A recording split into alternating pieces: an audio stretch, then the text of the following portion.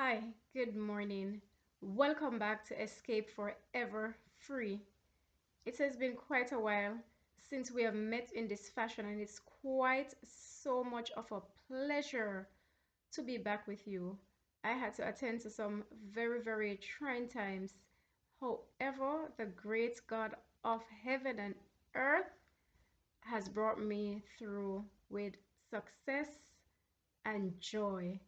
And so it gives me great pleasure to come back to join in this united effort as we strengthen each other in this difficult journey. So this marks our devotional time. If you're joining for the first time, I'm your girl Faith. Here we take steps with faith to restore physical, mental, spiritual, and social wholeness. These are the faculties of our being through which we truly worship our Creator. So, this little family team at Escape Forever Free aims to work together to support each other in being good stewards of these faculties. This morning marks our encouragement for us to build a habit of spending 1 hour alone with God at least once per day.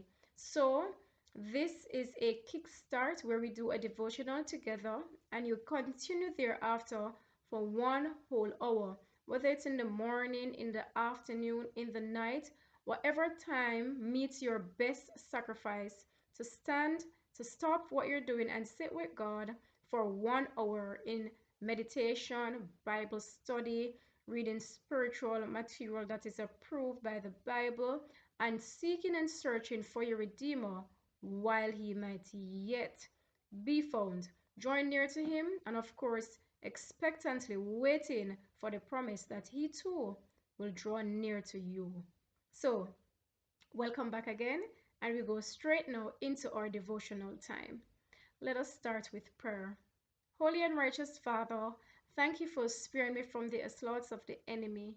As we from the onslaught of the enemy, as we continue now, Father, to build together to improve our physical, mental, spiritual, and social wholeness, we surrender everything into your hands and pray that at the end of this journey, we will not only be with you, but we will be able to see each person that takes these messages seriously face to face, and we'll even walk along the banks of the river and talk about these days together. In Jesus' name, I pray. Amen. Before we go to our devotional reading for the day, we usually do a Bible text together that we try to memorize for the week. This memory text usually is taken from my 7-day Adventist weekly quarterly, and for this week it is Deuteronomy 10 and verse 19.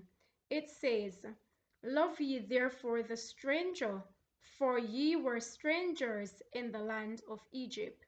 Deuteronomy 10 verse 19, "Love ye therefore the stranger, for ye were strangers in the land of Egypt." Deuteronomy 10 verse 19, "Love ye therefore the stranger, for ye were strangers in the land of Egypt." And last time, Deuteronomy 10 verse 19, "Love ye therefore the stranger, for ye were strangers in the land of Egypt." May God help us to memorize this for the end of this week and to recall it for His glory when the Holy Spirit shall lead us to do so.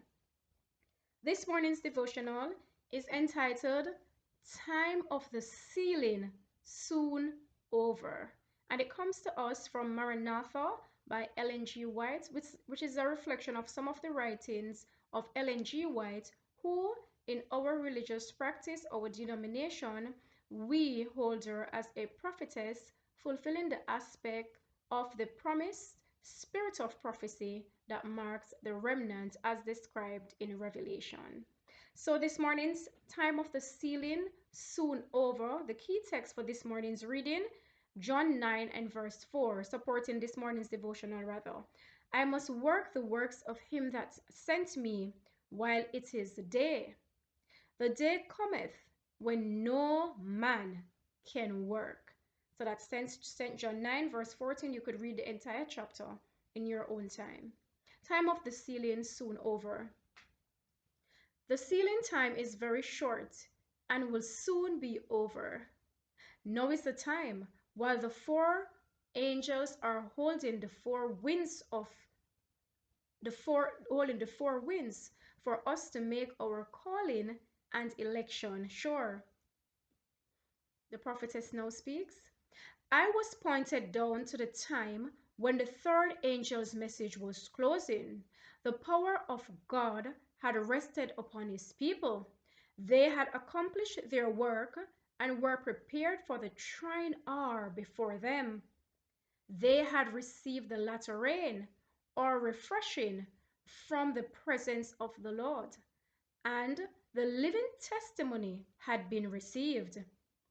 The last great warning had sounded everywhere, and it had stirred up and enraged the inhabitants of the earth who would not receive the message. I saw angels hurrying to and fro in heaven, and angels with a writer's inkhorn by his side returned from the earth and reported to Jesus that his work was done, and the saints were numbered and sealed. Then I saw Jesus throw down the censer. He raised his hands and with a loud voice said, "It is done." I also saw that many do not realize what they must be in order to live in the sight of the Lord without a high priest in the sanctuary through the time of trouble. Those who receive the seal of the living God and are protected in the time of trouble must reflect the image of Jesus fully.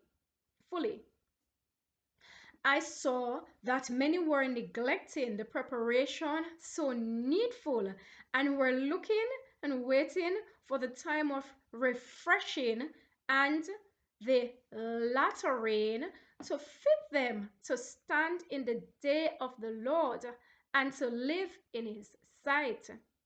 Oh, how many I saw in the time of trouble without a shelter. When Jesus leaves the sanctuary, then they who are holy and righteous will be holy and righteous still, for all their sins would already have been blotted out, and they will be sealed with the seal of the living God. But those who are unjust and filthy will be unjust and filthy still, because then there will be no priest in the sanctuary to offer their sacrifices, their confessions, and their prayers before the Father's throne. Therefore, what is done to rescue souls from the coming storm of wrath must be done before Jesus leaves the most holy place of the heavenly sanctuary. Amen. This morning's devotional is an intense reading, not an easy pill to swallow, but indeed you, out of wisdom, should accept it as a sure warning, a prophetic warning, which suggests being prophetic, it will come to pass.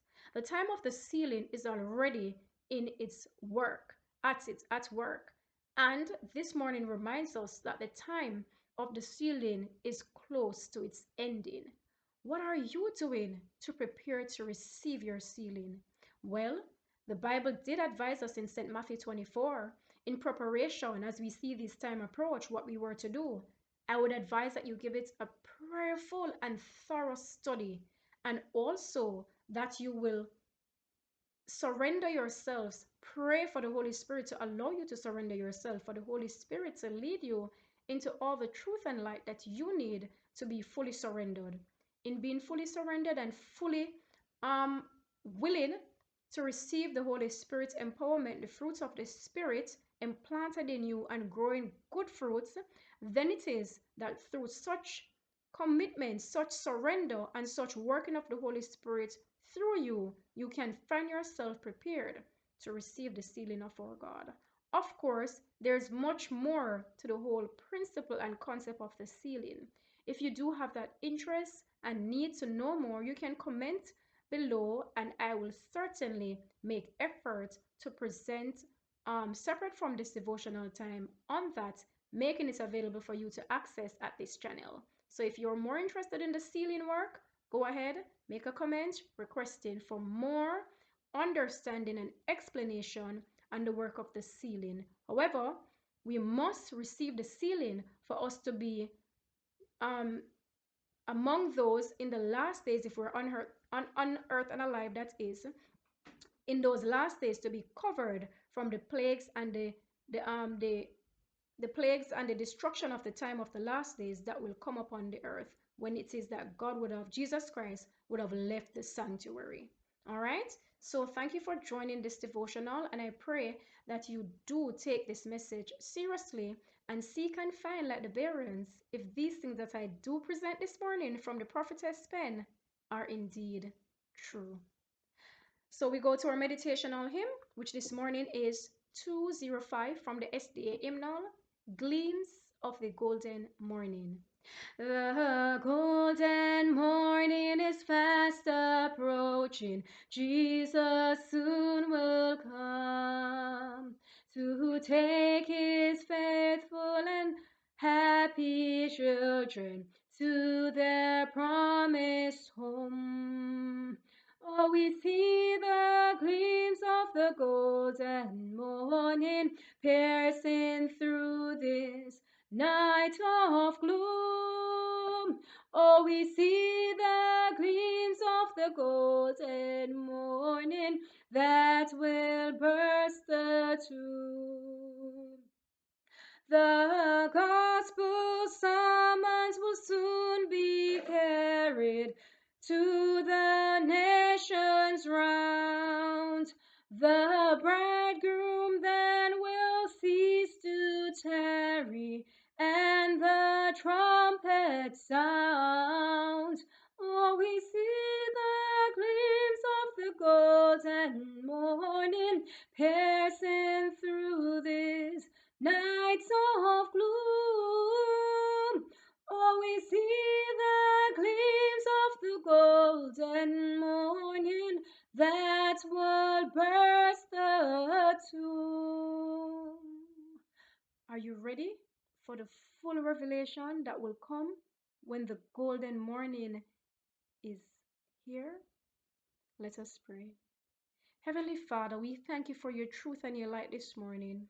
We beg that all in the hearing of this prayer who will take the warning that is coming, Father, from the pen of the prophetess this morning seriously, and will seek, like the Bereans, to search the scriptures diligently, not to prove wrong, not to prove right, but only to find truth and light and everlasting life from your living waters as written in your Bible.